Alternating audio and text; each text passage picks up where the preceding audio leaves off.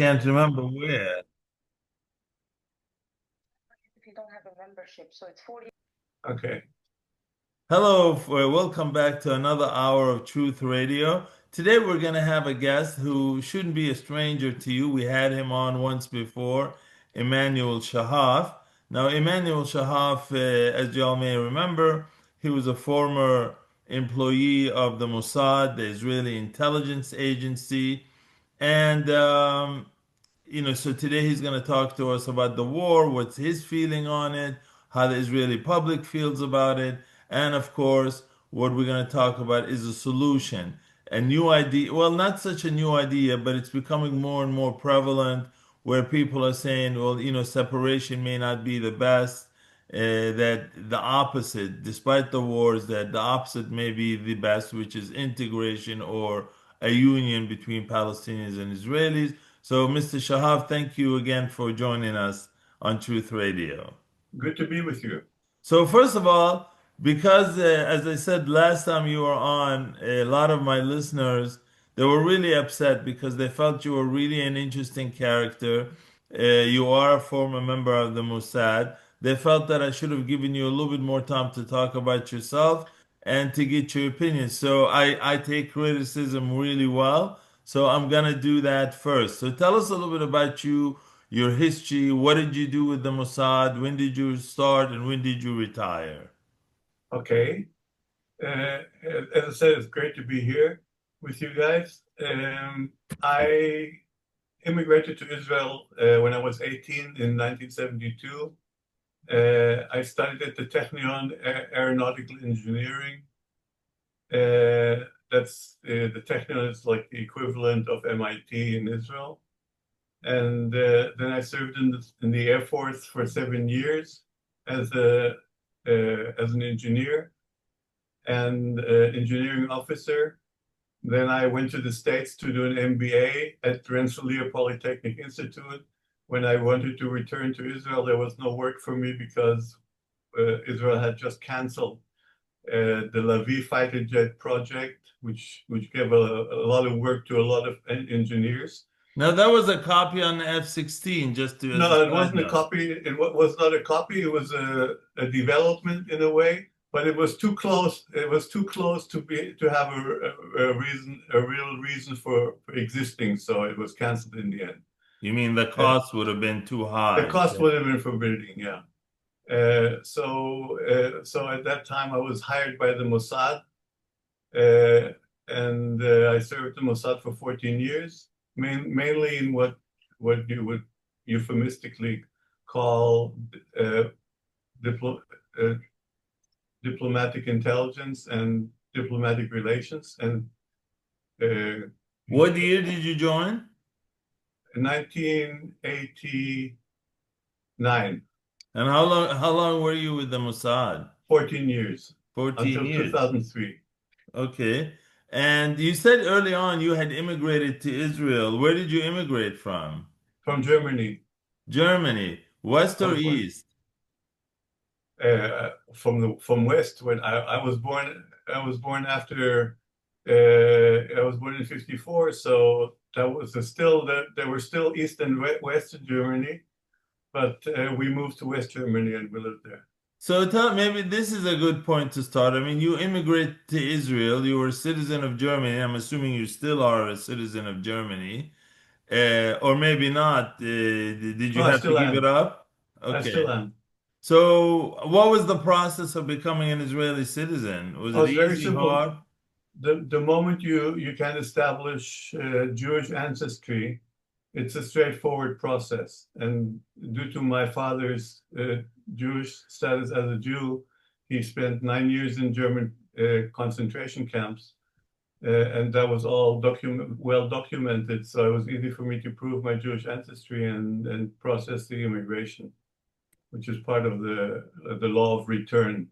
So, would it be Permit. easy, accurate to say you probably got it in a few months? It was just straightforward. It took a little longer, but there's nothing problematic about it. It was just Okay. Well, so you graduated, I think you said in 1989. No, I graduated from with an MBA in 1988, and then in Okay. 1989 I was hired by the Mossad. Exactly. So, from past books that I read, usually it's not the person who goes looking for the job. They kind of find you. Was Yes, that your experience? yes, absolutely. So how did Don't that call come us, we'll about? call you. Say again? How did that come about? I had some contact with them from earlier, and when I was looking for a job, I reminded them that I'm looking, and then they reconnected in a way, and so that worked out very well. So did the fact that you speak German, was that like a selling point? But Uh, the selling point was it was not the clincher. okay. All right. So how did you tell us about your students? What did you do in the Mossad? What did you work on I exactly? worked in cooperation with foreign intelligence services. Okay. And that would in term, and I'm assuming mostly in the Middle East.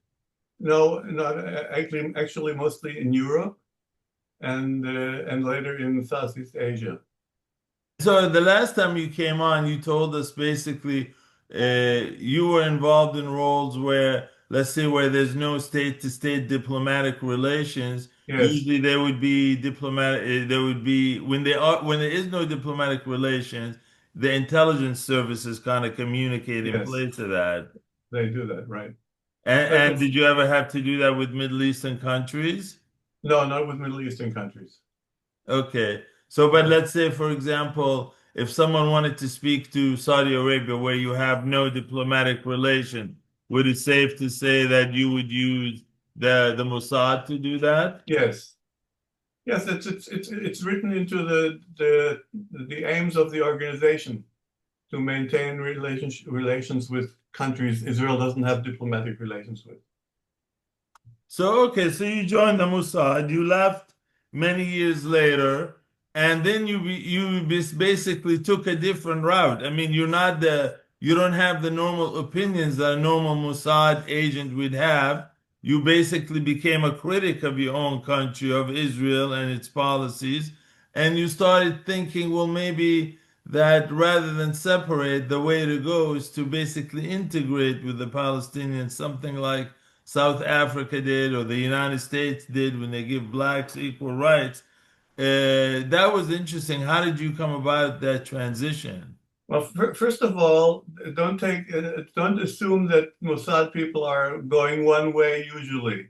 Usually, Mossad people are more open-minded and they have seen the world, and so it's more likely that they're going to be in the opposition or at least not clearly associated with the right-wing government. I was always interested in politics, and I wasn't able to be active because of while I was in the service, but I was member of the Labour Party at the time. And what interested me most were the diplomatic relations, the diplomatic efforts to make a peace arrangement with the Palestinians.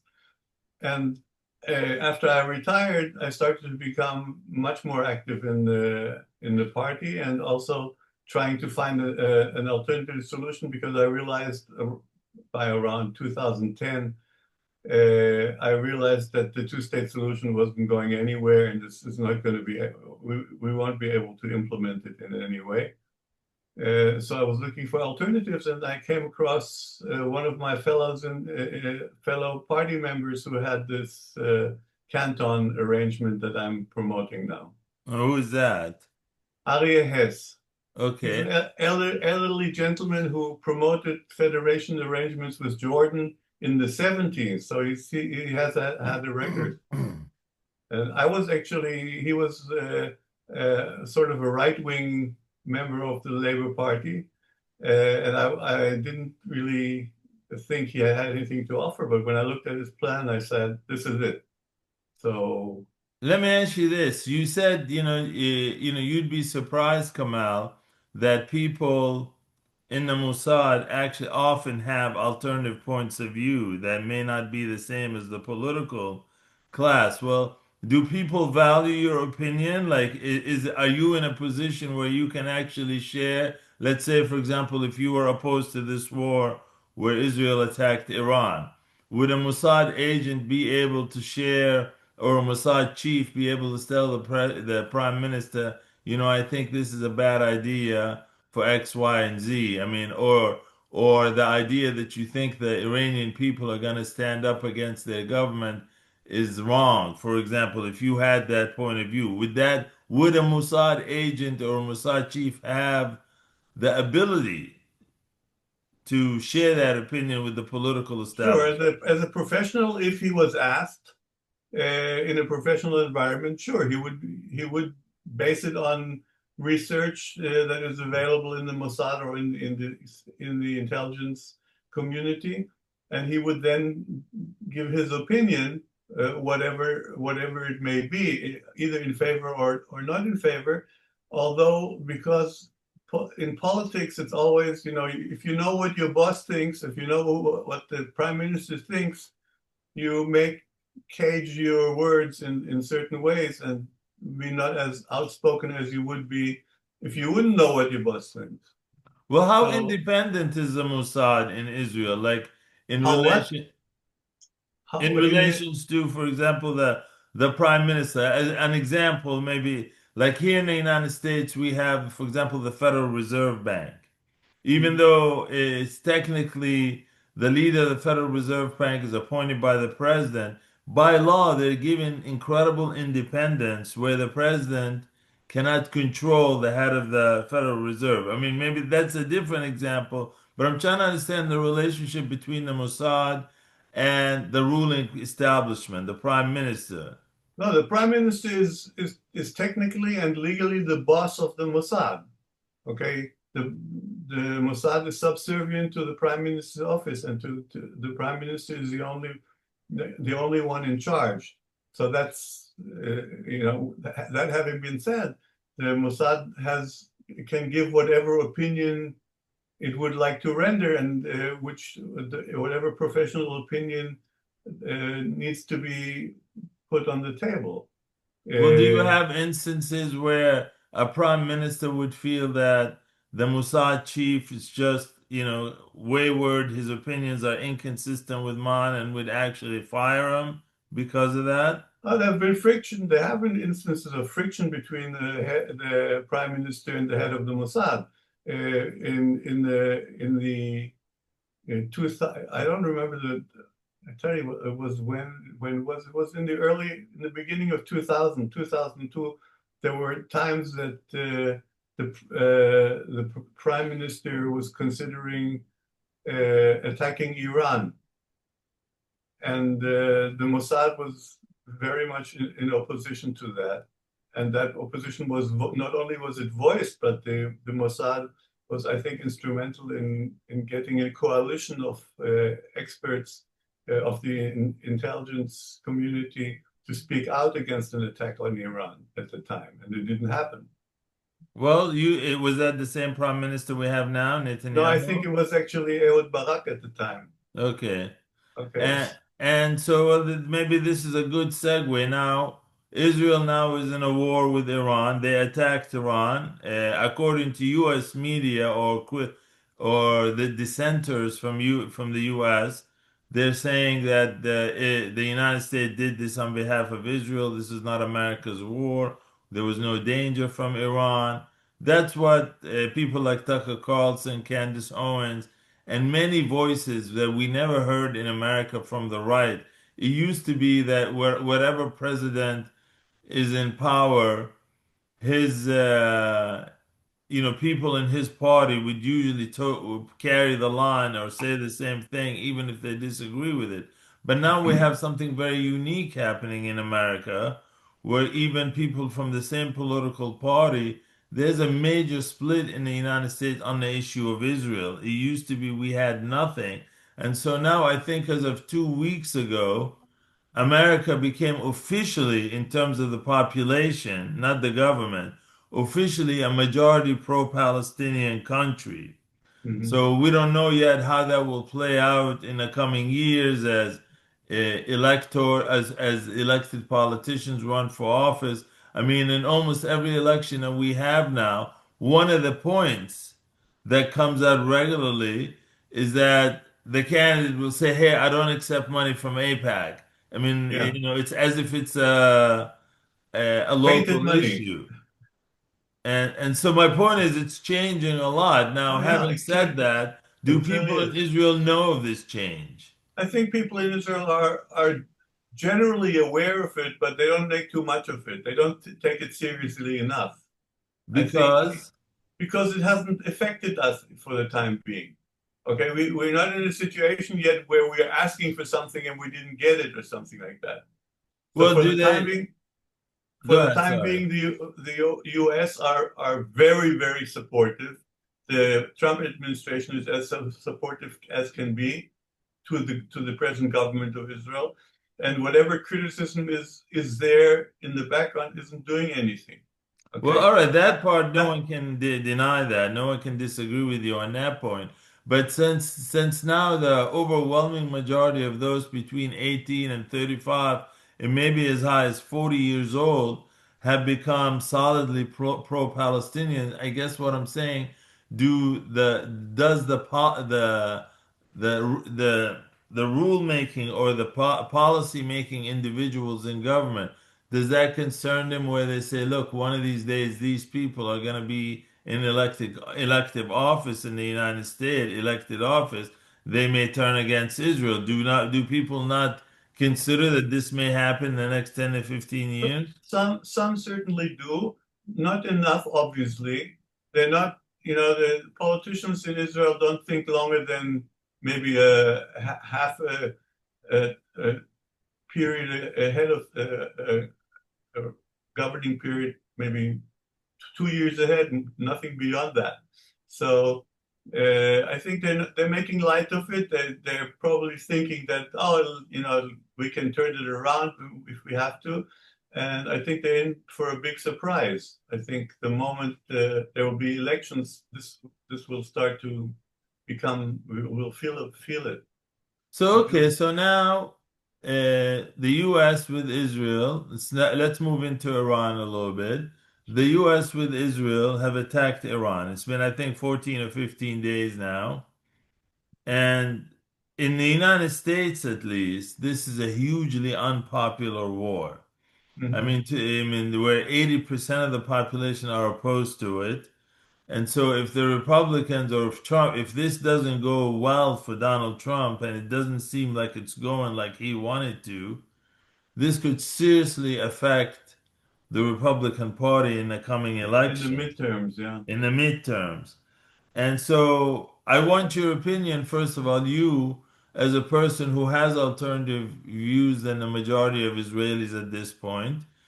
How do you feel about the fact that Israel attacked Iran? Was that a wise decision? What do you think of No, it? I think it was clearly a political decision. I don't think there was any actual need to attack Iran. I think we should have we should have kept it with the JCPOA when the Obama administration worked that out. That would have been the best arrangement. I think attacking Iran is not a smart thing to do. I think we're going to pay a pretty heavy price. I think the fact that technically it's working all right, the attacks are rolling. We don't have any particularly large losses, and everything seems to be okay.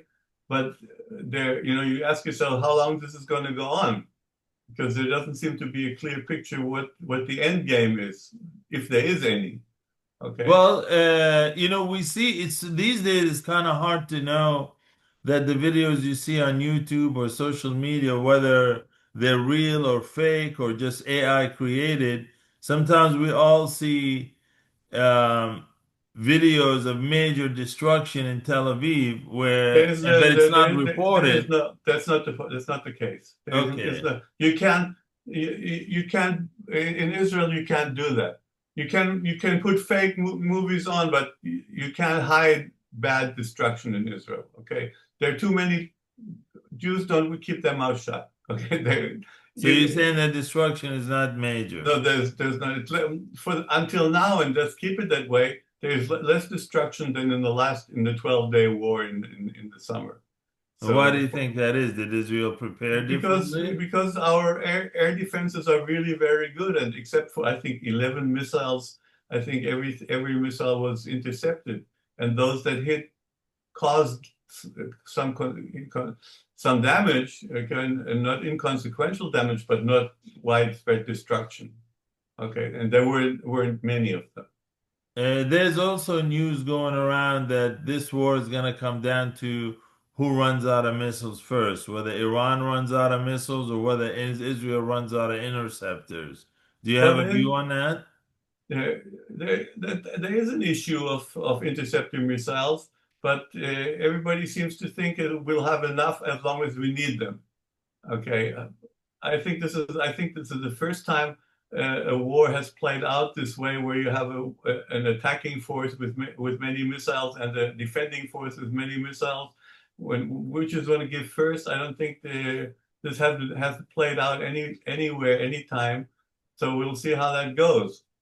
So if you're saying there isn't really much damage in Israel from Iran's missiles, so is it safe to assume there would not be pressure on the government to end this war anytime soon?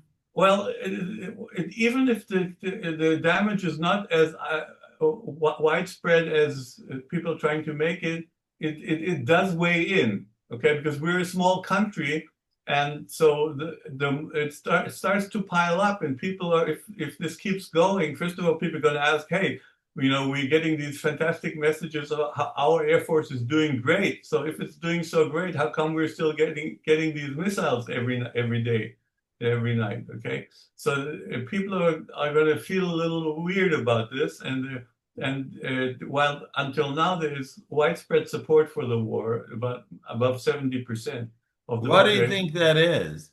I think it's mainly because people feel that the only way to get rid of the Iranian threat is using brute force and the war, and they think that's what will happen. We'll get rid of the threat, which is, of course, in my view, it's a fallacy. It's not going to happen. Were Okay? people, do you think the Israeli government or maybe the Israeli people were surprised at Iran's ability to hold on? I think in general, yes, because our government is has been, overstating the chances of success all the way. Okay, from day one, there have been even the last time we attacked Iran in the summer. At the end of that, we claimed that we had diminished Iran for generations to come, and they won't be able to recuperate from this war, except for a very long time, and it hasn't happened, obviously. And Okay, that is a question I was going to ask you. Why now? It was only 6 months ago that, as you said, the Prime Minister of Israel and President Trump said they destroyed, decimated Iran's nuclear program. So why did they come back 6 months later to start another war?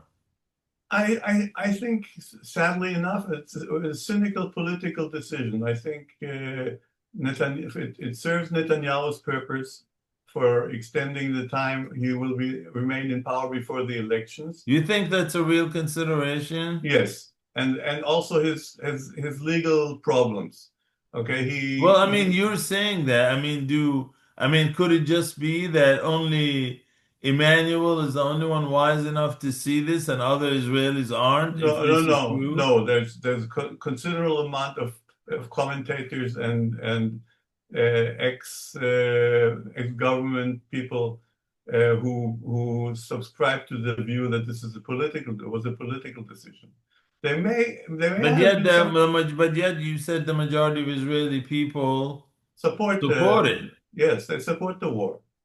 There's no So this is what I'm contradiction. trying to figure out. If you have someone like Emmanuel, you're telling me you're not alone in No, thinking that this was done for self-serving reasons because of Netanyahu's political problems or criminal problems. Okay, obviously you no longer get state secrets, you no longer get top secret information, you're yeah. just a member of the public, Hmm. and you were able to conclude that this is just done for personal reasons, this war by by Prime Minister Netanyahu. So why wouldn't other Israelis feel the same way? First of all, there's no contradiction between supporting the war and the war being caused by political decisions for the benefit of Netanyahu. Because the main point is that Israelis don't want the Iranian threat over their head. Okay, they think that using force will probably make it diminish that threat or wipe it out altogether. So they don't particularly care why the war broke out, whether it broke out because the Iranians wanted to attack us first, or whether Netanyahu decided this was a good time, or whether there's really some developments in the Iranian nuclear program which were about to gestate into something dangerous. They don't particularly care what the reason is. The war is there to diminish the Iranian threat, and that's that. So here in America, it's been reported that President Trump and others in his government were shocked that Iran hasn't capitulated yet. They were expecting, especially after they killed Ayatollah Khamenei, that that's it. They would lose their leader, and they would be running around like a chicken without its head, with its head taken off. First of all, why do you think Iran didn't capitulate, or did Israel really misassess or assess Iran wrongly, or does that represent a failure in analysis of what Iran is and what their government is, as to why we didn't get the capitulation that Netanyahu and Trump thought would happen? First of all, I can tell you that former people with intelligence services are pretty much in unison in saying that it's very unlikely that Iran is going to capitulate. Okay, so the people who are out of office now, they seem to be pretty much in agreement that anybody who expected Iran to capitulate wasn't quite right in his head. This government is not known for doing particularly smart things. But Well, we don't know. then in that case, so really, if this ends without capitulation, without Iran saying I surrender, Mhm. where are we? Now you're going to have Iran We're back really to square upset. one. We're back to square. Not only are we going to be back to square one, ready for another war, okay, but we're back to square one with the Iranians having a huge incentive to finally develop their nuclear weapon. Okay, And they may so get help. They may get yeah, help from North Korea or somewhere like yeah, that. yeah. So it's a waste of an effort. I don't think the outcome will be worthwhile, and the chaos which has been caused in the Arab world in particular, but also in the economics of the world, the whole world, definitely don't make this worthwhile. So it's been reported here in the US. I mean, the government denies it, but it's been reported by many media sources. And I don't know if you have any opinion on that, that basically all of America's bases in the Gulf have been destroyed. It's been reported a lot in America. The US I mean, President Trump saying is not. Do you know, do you have an opinion I on don't I that? have no information. I find that very unlikely. I That they I would don't have I don't destroyed them? I find it. I think it's probably similar to the reports about the big destruction in Tel Aviv. Okay, yeah, I don't think I'm sure. Obviously, there is damage. There is damage incurred, but not to the extent that some people claim. And I doubt that if the damage was as big as is being claimed, that America would take this the way it take it, without hitting even more into Iran. Okay.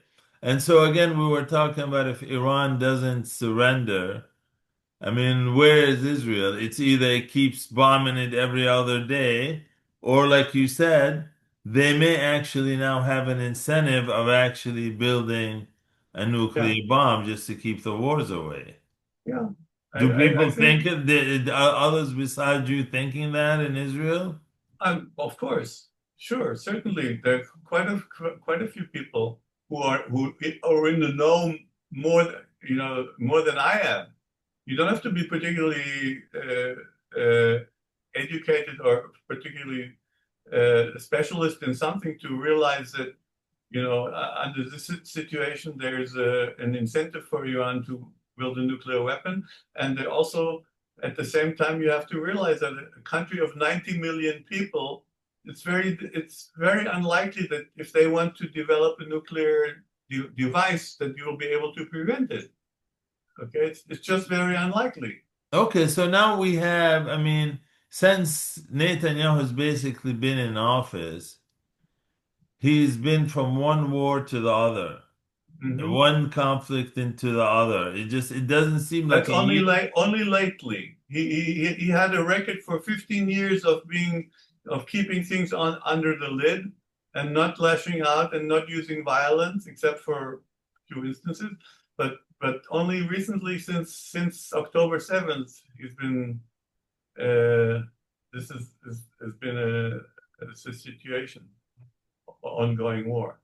Okay, well, how do you gauge the Israeli opinion? Do you think if there was election, would people say, we're tired of this, we're tired of sleeping in bunkers, we're Well, tired of sirens? and for the time being, what has happened, and that's different from what it used to be.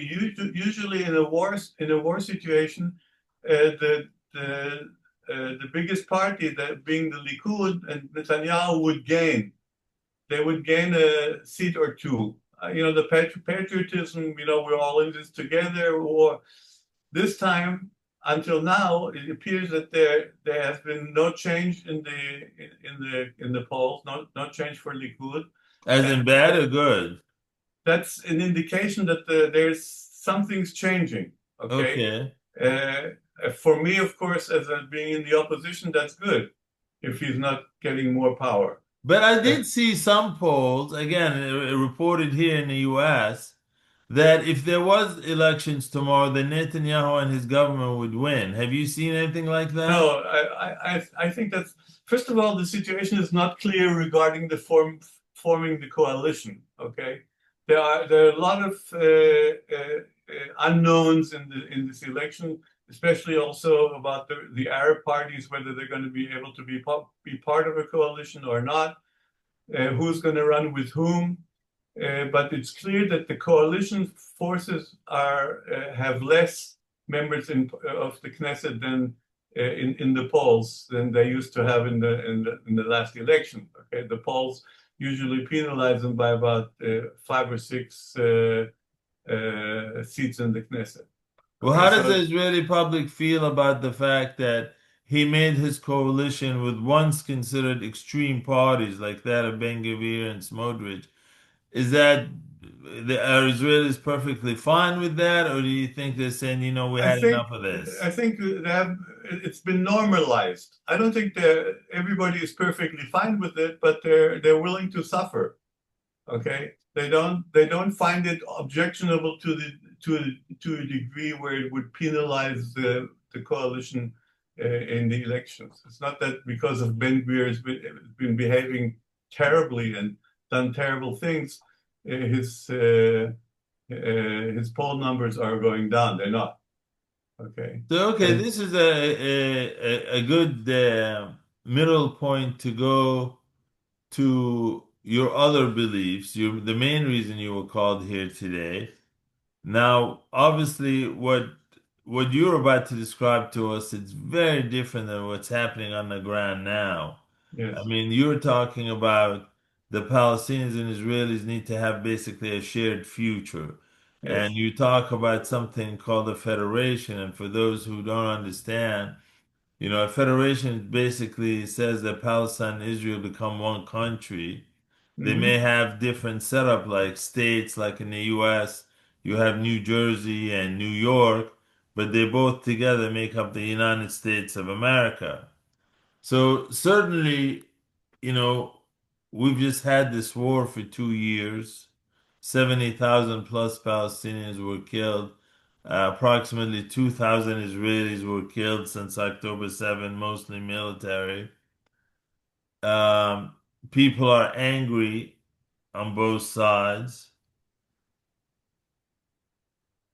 to the point that the extreme right, or I don't even know if it's extreme anymore, they're actually actively invading and taking more Palestinian land or killing Palestinians.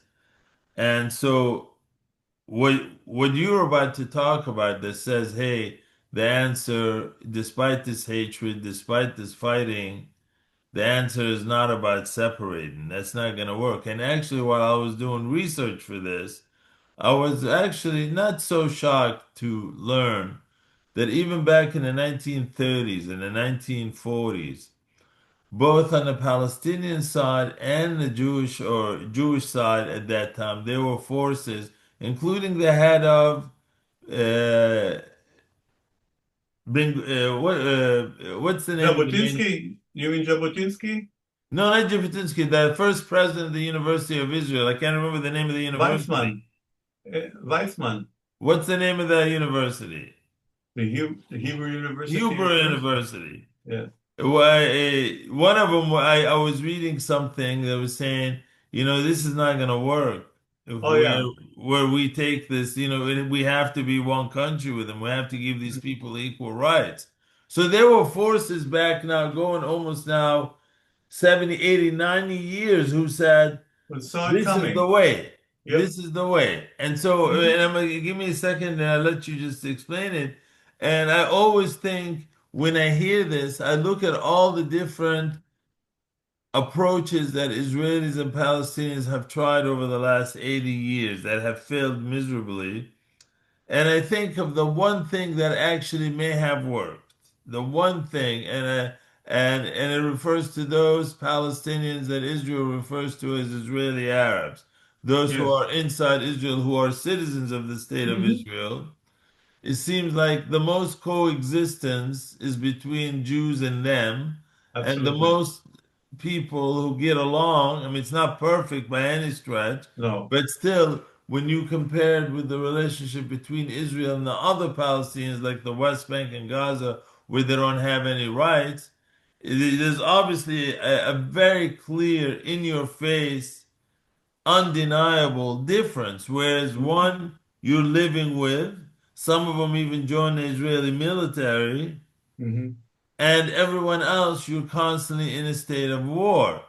So again, I want you to talk to us about how you came to the point, especially having worked for the Mossad, how you came to the point where you believe, hey, you know what, we need to give Palestinians equal rights. And when did you do that? I think first of all, I grew up in a social democratic environment in my family in Germany. My father, my biological father, was a communist. I didn't know him, but I knew of him.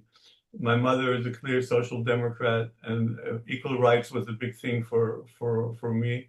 I also grew up in the 60s when, the Vietnam War was playing out and the civil rights movement in the United States had a lot of support.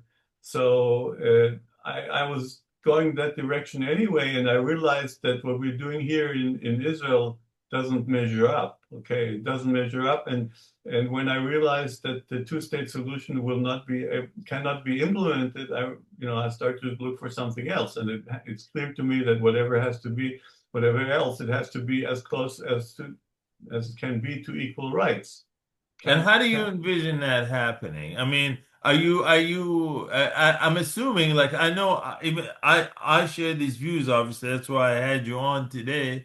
Like, I'm not, even though I have an idea of what the perfect approach would be, but I'm not so egotistical that I think that my approach is the only approach. And Mm, I always say, at this point of the game, I'm looking more at the macro picture, and the picture is a shared future. How exactly we do it? Basically, we're both equal citizens of the state, of the country. How we do it, I leave room for difference. People have to agree. How do you envision something like this happening? Well, there's two ways, at least two ways it can happen. One way it can be imposed on us, Okay, if we can catch the attention of the Trump administration and remind him that this issue has not been resolved and that the federation is the way to go. Incidentally, during his first term of office, he was introduced to the federation, and he didn't particularly like it at the Who time. introduced it to him? Do you know? I think J.D. Greenberg and Kushner introduced him. My Kushner friend, would believe in that? I'm finding it hard to yeah, believe. he was supportive of it at the time. And who And was the other? I think Greenberg. Who's Greenberg? What was his He's position? one of the people who were active in the Middle East at the time for the Trump administration. Okay. And that's Okay. interesting. They suggested the Federation. And They you're talking about this suggested, Kushner that we have now yeah, actually this supported Kushner we it? have now, the same Kushner, he was much in support of it, but Trump didn't go for it, and he came out with his plan, which didn't seem to catch on anyway. So that's one way of doing it, is having it imposed on us, which is of course the less the not so good way, but it may be the one which works. Let me stop you there. Now, on the other side, people think the same thing. Like people on pro-Palestinian side think, this can only be imposed on Israel, but the way they see imposition is that, where the Palestinians get enough American and global support, that it becomes a civil rights issue like South Africa was a civil Oh rights yeah, issue, and that, the world will reach a point where they start boycotting Israel and putting sanctions on Israel, and that impose it on Israel that way, not necessarily through war or anything like that. yeah, Is that that's what going you to be mean a by that very also? that's a very that'll be a very long way. It took the sanction way is very long, and Israel has a lot of power in to resist the sanctions more than South Africa had at the time. But I agree with you with going the civil rights way is a good way, and I encourage Palestinians to start their own civil rights movement, which is calling for equal rights. Okay, because that's something it's very difficult to resist. If you have 20,000 Palestinians marching to the border crossing at Kalandia and calling for equal rights, it's very difficult to do something with to do. Especially if they had Israelis actually marching with them. Yeah. Okay. So this can be this is probably the way to go if my government or my future government doesn't come around to make changes. Other than that, the way to introduce it is through gradual. First of all, to decide on that the federation is the way to go, and then to start introducing it gradually. Start 3 cantons at a time until you have all the 30 cantons online, which is possible because Israel, as is already trying to establish some regional government in the present situation, and so the direction is there. It just needs political power behind it, and that we don't have yet. Well, don't get me wrong, the present Israeli government does talk about annexation, and Yeah, annexation usually in a normal country would mean that if you annex the territory, that the people of the territory become citizens of the country that absolutely. Yeah, annexed it. But yeah. that's not really what they have in mind with Palestine, right? No, no. That it's clear that what they're doing is they're aiming to establish something which will be eventually an apartheid structure. Okay, it'll be legally an apartheid. Right now, it's not, because what we're talking about right now is an occupation, not a legal permanence. But if you start annexing and you're talking about establishing Israeli law in the territories, then it clearly becomes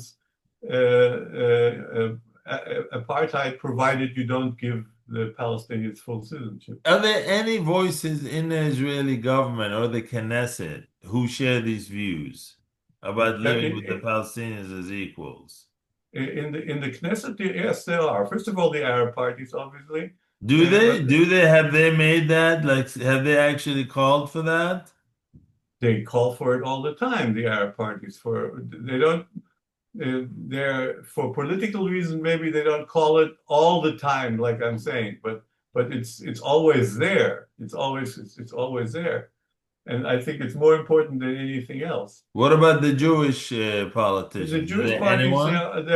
there are people on there are clearly people on the in the Labour Party and also in some of the other center-left parties, which unfortunately there aren't too many, who are for equal rights, and they speak about it, but not a lot. Okay, because the issue is not it's not a current issue so much. Nobody's talking about the conflict anyway. Okay. There are Jewish members of parliament who are against the nation state law. Not enough. Okay, this is an ongoing. This is, I think, to some extent, it's maybe something like the civil rights movement in the United States. It's something Well, which okay. has. I mean, you know your government, you know your people, and you have these beliefs about living with Palestinians as equal. Is there a way for, I mean, for those who share, and I know there are others who share your views, some of them are my friends. Uh, does anyone have a vision as to how this could come about, or basically they just have this opinion and don't know what to do next? I think they're looking for political leadership. I don't think there's enough initiative to do that from as a grassroots movement. I think everybody is trying to look for some political leader who say, "Hey, let's have this vision and implement it, and then follow him or her." And that may not happen for a while. That's why And do you know if anyone who share your views thinks, even if symbolically, to run for the Knesset and making this his platform, I don't think there's somebody who would do that at this time. is I it don't think because of the I think tension? I think I think politicians are scared. They don't like to go out, and expose themselves with a view which is clearly opposed by a lot of people. Okay, so in order for that to work, you need a politician. You need a lot of money to prepare the ground, and you need a long campaign Do first. you think maybe the reason there is a lot of opposition among Jewish Israelis to live in as equals with the Palestinians, is it because maybe they don't see how that could happen?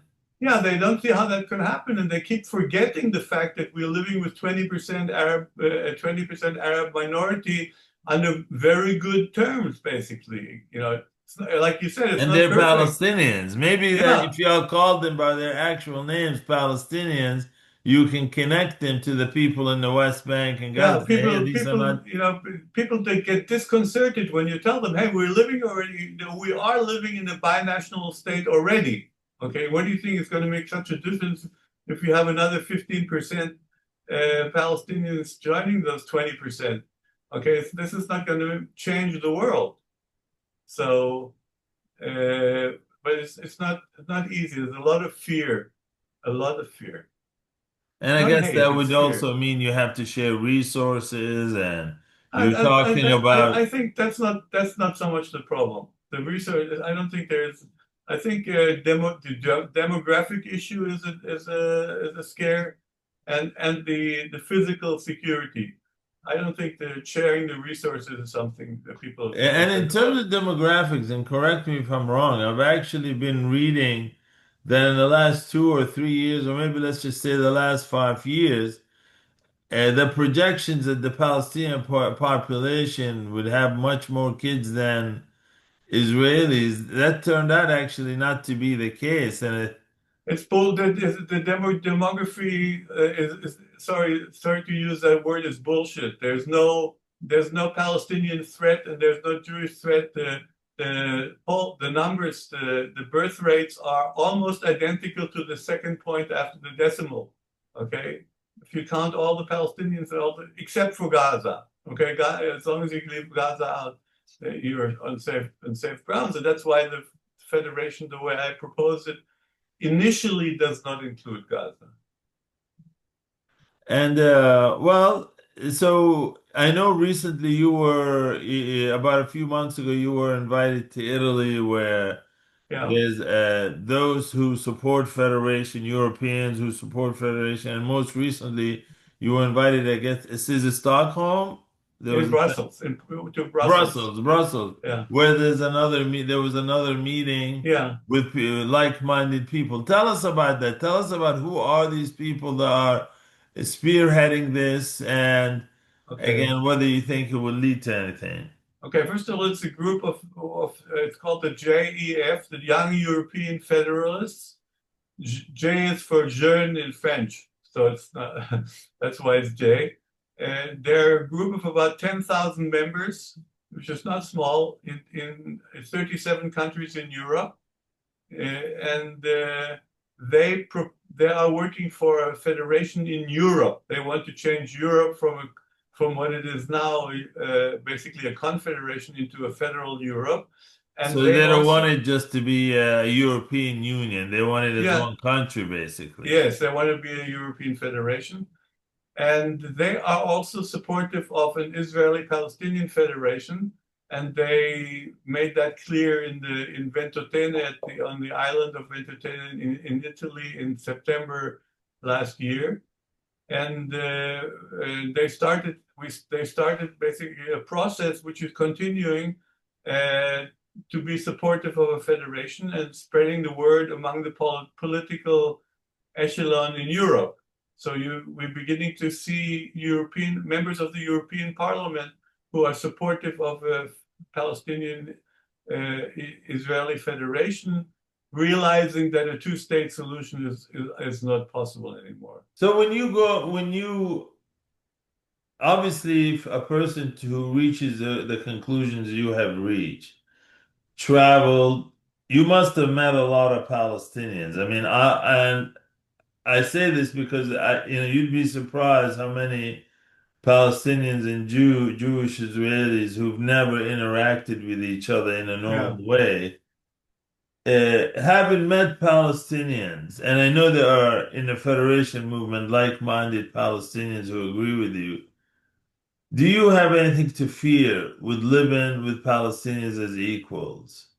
I personally have no fear whatsoever, but Do you think it's doable? I think it's doable. I think my problem. I fear that it'll be very difficult to convince my fellow Jews. So, okay, let's say you're talking to Mr. Shlomo, your fellow Jew, and you tell him, Mr. Shlomo, and Mr. Shlomo is talking about, oh, we need to isolate the Palestinians in a few cities in the West Bank, don't give them rights, and then you come and say, no, Shlomo, that's not the solution. The solution is we need to give them equal rights, like the Palestinians who live in Nazareth and the Galilee and Jaffa.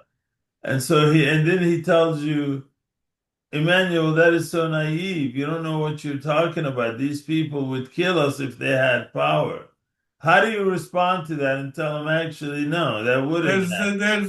There's all you can do is to address the fact that we live with a 20% Muslim minority in Israel for more than 70 years, and it's been very good, all things considered, despite the things which still have to be fixed, which is actually the largest Muslim minority in a Western kind of country in the world. Okay, and we are very much in charge of how we want to shape this. So. And I address it. When they say, "But look what they did on October 7th," which is usually comes up right. They'll say, "Oh, until before October 7th, I would have agreed with you, but now after October 7th, I completely disagree with you." I remind them that even the Nazis, okay, who were a whole lot worse than Hamas, okay, got to sit on the table with the Europeans 6 years after the Second World War. Okay, in 1951, the Treaty of Paris was signed, which gave the baseline for the European Union. Okay, so there are people we can talk to. There are people we have to talk to. We have to overcome this idea that there's nobody to talk to. We have to overcome the idea that this is naivete, that other places have done it, and we just have to keep plodding You forward. know, I actually think I wonder how significant this is. I've noticed among Israelis when they talk about, including you obviously, but because it became the common term, when you're talking about the Palestinians who live inside Israel as citizens, no one refers to them as Palestinians. Everyone refers to them as Arabs. And the reason I always focus on this issue that it would actually be best for Israelis to call them Palestinians, which is who they are, because sometimes I feel, as irrational as it may seem, a lot of Israelis somehow convince themselves that those Palestinians inside Israel who are actual citizens are somehow different. Different from the Palestinians in the West Bank. Yeah, and I can't believe how Absolutely. many times I heard it. And when I asked That's them, how are probably they one of different? And that's they'll try to probably give me some irrational explanation. And so I wonder if you actually refer to them as Palestinians as opposed to Arabs, if that forces Israel to say, wait a second, these people are not different and we get along with them. So maybe I that. refer to them, first of all, they self-define. I think a large percentage of them define themselves as Palestinians. No, Uh, all of them do, but when they speak to not all of them you, do. Not all of them do. okay, fair enough. But when they Uh, speak to Israelis, and this is yeah. something I noticed, they refer to themselves as Arabs, but it seems like they know them saying they're Palestinians is not acceptable to Israelis. A lot of Yeah, Israelis don't like a lot that. of reasons. Yeah, there's a lot of sensitivity to the Palestinian nationality for some reason. I really don't understand that. I have difficulty understanding that, but this is something which has to be resolved, by serious political leadership. We can't keep on going making believe. I mean, people have to realize that we are in a two-state, we're in a two-national, in a binational reality. Okay, we're in a binational state. So go Okay. ahead. I mean, and you kind of said it, but in different places in the conversation. So imagine I'm the Israeli who believes no way in hell can we live with Palestinians. Mhm. How would you convince me? Because we're living with Palestinians already for 80 years. Okay, those Palestinian Arabs, or those Arabs in Israel who you refer to as Israeli Arabs, are Palestinians. They're just as Palestinians as Jews in the diaspora are Jews, and as we are Jews. Okay, so there's no difference between them. Say that last part again. I think I I heard you said correctly. as American Jews are Jews and Israeli Jews are Jews. We're one nation, so to speak, similar to Palestinians who are in Palestine, in the Palestinian territories, and the Palestinians who are in Israel. Yes. So you're saying that I don't know if I still understood you correctly. Are you saying that the genetics of the Palestinians are not much different than Jews? Is that what you're saying? No, I'm not talking about anything about the genetics. I don't care about the genetics. As people who are self-defined, Palestinians who say they're Palestinians are Palestinians, as far as I'm concerned. Yeah. Okay, I don't check into them. I don't say, though, you're not a Palestinian because your family only immigrated from Syria 50 years ago, so you don't count. But you're a Palestinian because you lived here for 200 years. That's ridiculous. Whoever is here and calls himself a Palestinian is a Palestinian. But do Uh, you agree that there are many Israelis who don't like to hear the term? yeah, Palestinian. Then, especially after 7th of October 7th, nobody, few people want to hear it. That's a big problem we have. All right. So when are the next elections in Israel? Probably by the end of the year. It should probably in September, October. And what is that based on? Based on 4 years, I think this is the first time already I think in 15 or 20 years that the elections are coming on time. In all the previous elections, they came in early. Oh, I mean, this is the first time in a while that he's had Yeah, actually a coalition government that lasted, that lasted, right? which is revealing. I don't know if it says anything good because his coalition happened to No, it was be. just happened to be big enough. It was 68 Knesset members, and that's 68. That's eight more than he needs for a majority. So that's big enough. Well, do you believe that the fact that he partnered up with the most extreme elements of Israel, that this actually influences what Netanyahu does and does not do in terms of It policy? clearly influences him, sure. It clearly, if only by not things he's not doing, okay? Not necessarily so much by the things he's doing, but by the things he doesn't do because he has the extremists in the part in the government. So, for example, one point that came out early on, it was like those extreme elements in his government who came up with the ideas, let's not give the Palestinians their own taxes. Now it's been 2 years since they've received any funding, the Palestinian Authority. And I know the teachers have mostly been striking because they haven't been paid in many, many months. And and I remember that at that time, Netanyahu actually called the UAE saying that, look, I'm being forced to cut this money. Could you fund the Palestinian Yeah, Authority? that was really ridiculous. Do you remember that? Yeah, I remember that. That was really ridiculous. Yeah, obviously, policies like that are supported by the extremists, and that Netanyahu is following the extremist line.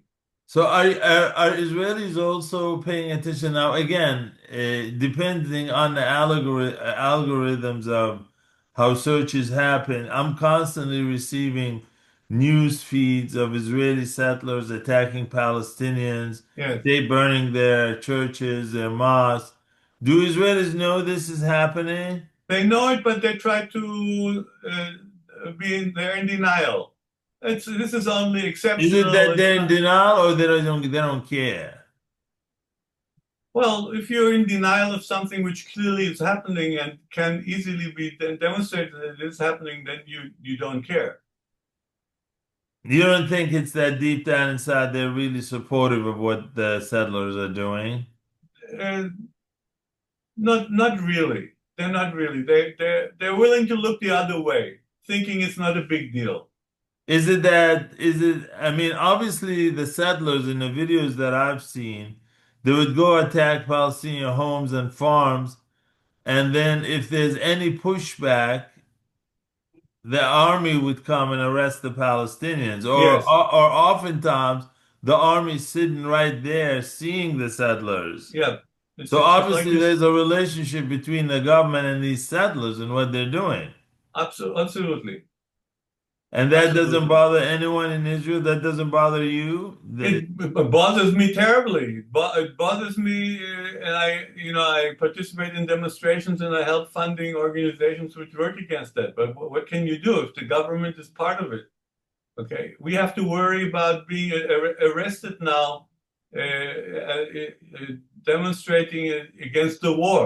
Okay, you can get arrested for just holding up a sign against the war. In So Israel, yes, for Jews, yes, is that something that's unique for Israel to it's do it new. that? It's new. The police, Ben Gvir has definitely taken over the police, and things are looking bad. Are people fine with that, or is there No, dissent? they're not fine with that, but it's one of the things. It hasn't gotten to them personally. Okay, it's only the the most active activists who personally suffer from it. It's not.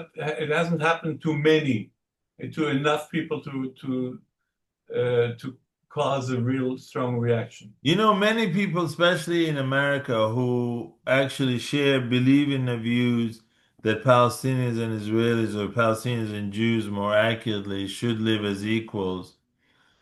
They're not really hopeful because they don't really see a difference between Netanyahu's conservative or extreme coalition and the liberal opposition. I mean, and they cite one example I've seen cited that even who's the head of the opposition now? He was prime minister for a short period of time. Labid? Lapid, Lapid. Yair Lapid.